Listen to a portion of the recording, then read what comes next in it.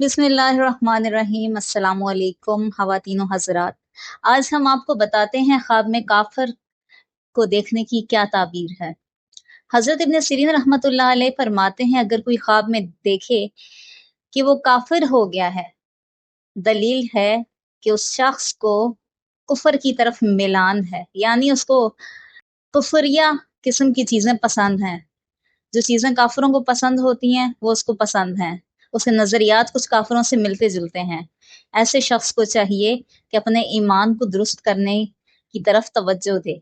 और अगर देखे कि आग और हवा को पूज रहा है, इसका मतलब ये है कि हक ताला का गुनाहगार है वो शख्स। और अगर देखे कि आग में नूर है, दलील है माल हराम तलाश करेगा और अपना दीन हराम माल के एवज बेच देगा। हजरत जाफर सादिक अलैहिस्सलाम फरमाते हैं, ख्वाब में काफिर को देखना 3 वजह पर है।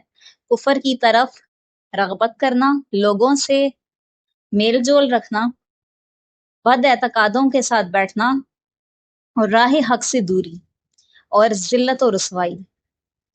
यानी जो भी शख्स ख्वाब में किसी काफिर को देखता है, अगर उसका किसी इस किस्म के लोगों में उठना बैठना है जो बद अकीदा है या काफिरों वाले नजरियात में से कोई नजरियात ऐसे हैं जिनसे वो मुतासिर हैं, तो उसे अपने आसपास के लोगों को बदल लेना चाहिए। ऐसे लोगों की सोहबत में नहीं बैठना चाहिए।